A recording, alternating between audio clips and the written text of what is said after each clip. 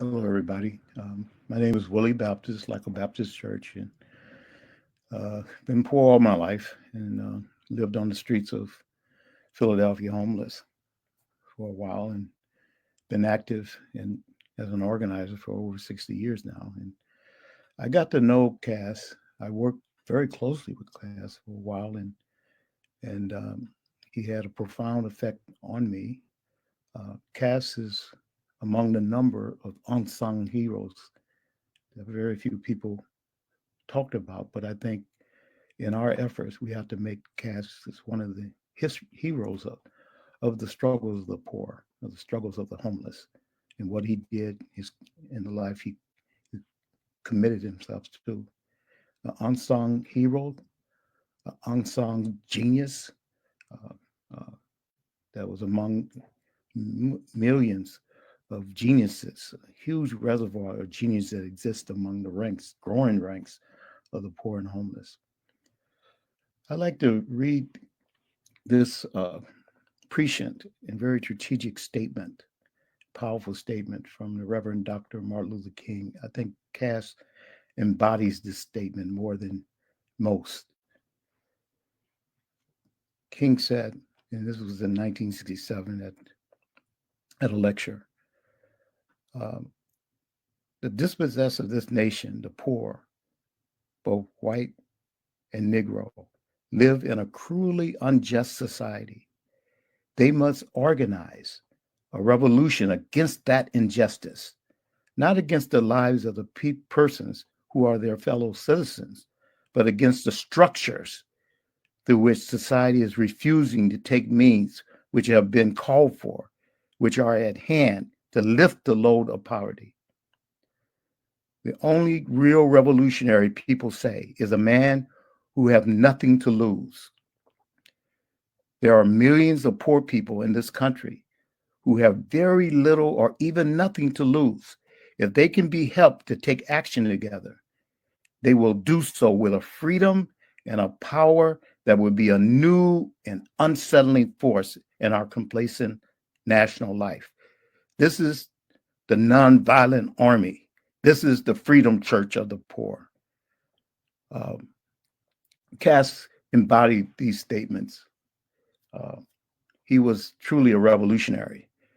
Um, since the Civil War against slavery, and since the defeat of Reconstruction, uh, the poor of this country has been the most disunited, the most disorganized, the most racially segregated, the most disenfranchised, and the most imprisoned or incarcerated section of the population. And this position at the very bottom of our society has allowed the powers that be, the people who rule this country, uh, uh, to manipulate the poor and to control the entire country. And King, in his statement of getting the poor to take action together, realized that if we can unite this bottom, that we can move the entire country, that we can change this uh, insane system, that we can abolish this unjust society. Uh, but it has to be clearly from the bottom up, not from the top down, not from the middle up, but from the bottom up. All of history confirms the statement, profound statement from Dr. King. And again, uh, uh, Ron Casanova embodies uh, that profound statement. Um, all of his life, he realized that if you're going to unite the bottom, if you're going to get the poor to take action together, you got to involve them in a way that raise their consciousness uh, in political education and in developing their social and political consciousness. And he, every day of his life, this is what he did through his action and through his what he had to say.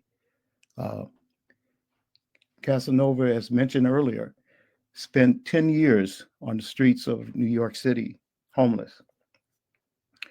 He was a leader of the homeless encampment at Thompson Square Park in their fight against elements in the authorities of the city to move them out of Thompson Square Park.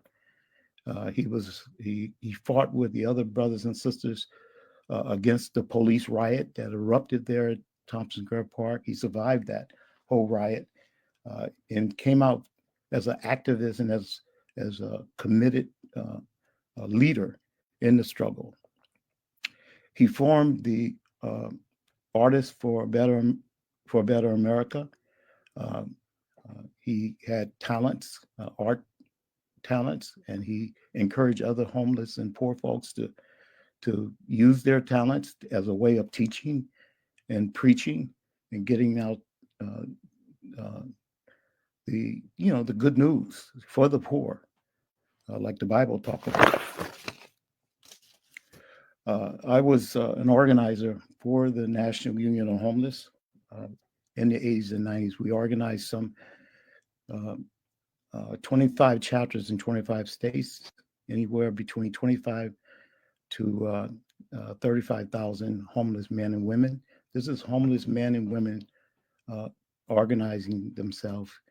That experience proved to me that we can indeed think for ourselves, speak for ourselves, fight for ourselves, organize ourselves, and lead not only ourselves but this nation. And Cass is an example, again, an embodiment of that fact. He wrote a book called Each One Teach One, so that we can reach one more. He always would reference that slogan, that statement. He also taught that the more you know, the more you owe. This was his constant refrain. He became the organizational secretary of the National Union of Homeless and one of the key leaders of the Homeless Union. And he became the leader of the Exodus March of some 400 to 500 homeless men and women from New England and New York all the way to Washington, D.C. for the Housing Now March that took place in 1989. And he came out as the hero of that march. When we entered D.C., I remember a number of the politicians that tried to exploit the media that had welcomed the marchers in that Exodus March. And spontaneously, the brothers and sisters in the march began to say, "No walking, no talking. No walking, no talking. We want Cass. We want Cass." And Cass got up there and speak. Savina, Sister Savina, you know what I'm talking about. You work right there with us as we were organizing Cass. You got to know Cass. But this is what Cass is all about, man. He emerged always as the leader. He was always truthful in what he had to say. And Cass always used to tell me that he would like very much to answer the call that he believed very strongly that God made to him, and that he become a preacher, that he be a minister of the good news for the poor and homeless. He used to ask me, "Willie, I love so much if I can become ordained and become a preacher and a reverend at a church. But I can't afford it. I'm homeless. I can't afford it." And I recall reading my Bible. I said, "Cass, man, when I read the Bible about Jesus Christ, I didn't know him going to any seminary and spending some money. That if you believe very strongly that you've been called by God to preach the word and to teach the word and to be the word, do it. You're doing it, man." And I never forget that discussion.